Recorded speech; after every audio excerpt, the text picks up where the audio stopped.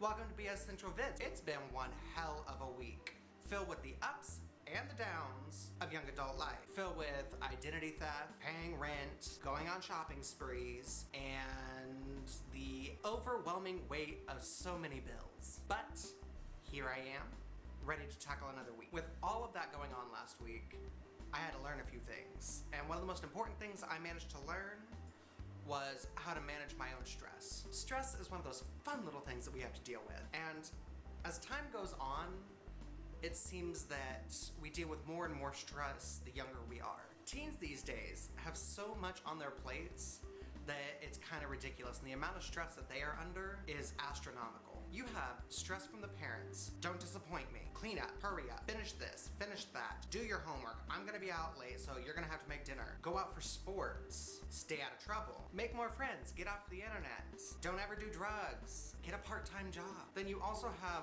that lovely peer pressure stress from friends. How'd you do on the test? Try this. Prove you're not a loser. You can't hang out with them, and you can't wear that or you can't wear this. And then there's the personal stress, which can range from you thinking, you weigh too much, you need to buy better clothing, you need to get into a good college, and to do that, some of you might think that you need to raise your grades. These are things that we are all told on a constant basis, and it's just getting worse. Because on top of all that, teenagers have school. School tells us that it's imperative that teens get between 8 and 10 hours of sleep a night. But then they turn around and assign 7 hours worth of homework. So let's do the math. Most schools end at 3 and they start around 8. So assuming the reasoning behind this, we're looking at going to bed around 11-ish because of homework and everything else. And getting up at 7 just to make the minimum 8 hours of sleep. This means you have to crunch in 7 hours worth of homework into the 5 remaining hours while trying to hold down a part-time job, being part of an extracurricular activity, and maintaining a social life. It's fucking exhausting. You see, this is why so many people are screwed up in their heads. From sleep deprivation to coffee dependency, it all boils down to stress. What happens when the body's on stress? Well, the human body has 2 pathways in the involuntary nervous system. One works while we chill the fuck out. The other works when shit has hit the fan. And what's funny is that they cannot act simultaneously. So when stress enters the equation, one system switches to the other, and our body tells us to get the fuck out of there. This stress weighs heavily on us emotionally, physically, and mentally, whether we know it or not. So here's the question. How do we deal with this insurmountable, mountainous, colossal heap of stress that's piled on us every day? 1, open a window or go outside. Vitamin D from sunlight will help to relieve those stress hormones. 2, get out of your head. Pick up a pen and start drawing. Pick up a brush and start painting. Pick up some crochet needles, start crocheting. Go out and start gardening. Clean something. At least that'll make your parents happy. These tasks that use repetitive motions send a signal to our brain to just pump the brakes and chill out for a little bit. Number 3, go to Target, get a 99-cent face mask, and go take a bath. Pamper yourself. Treat yourself, because life is hard, life is hectic. Take a few minutes and just relax. Number 4, go exercise. Now, that doesn't mean you have to run 6 miles. That doesn't mean that you have to go and do 1,000 push-ups. All I'm saying is put on some shoes, put on your flip-flops, and walk around the block a few times. Because exercising uses up the stress hormones that are being released into your body.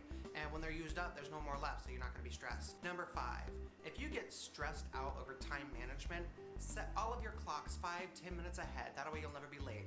Personally, I even set my car clock 5 minutes ahead just to make sure. And remember, if you're a teenager, when it comes to school, don't stress out over that D you got out on that test. When it all boils down to the end, a lot of colleges don't even look at your GPA. They don't care. As long as you pay their tuition, most of them don't give a flying fuck.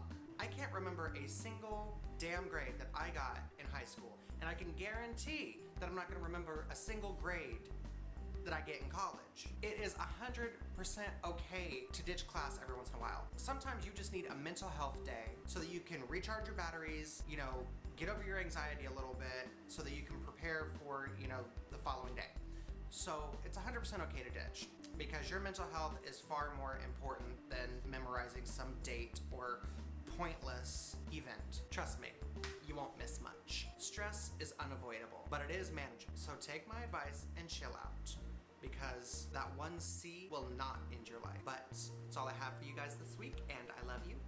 and go ahead and subscribe. Give this video a thumbs up. Tweet it out to all your friends because y'all love me. And if you enjoy listening to my very obnoxious voice, then go ahead and tune into SoundCloud every Wednesday for my podcast, Freak Flag. Bye.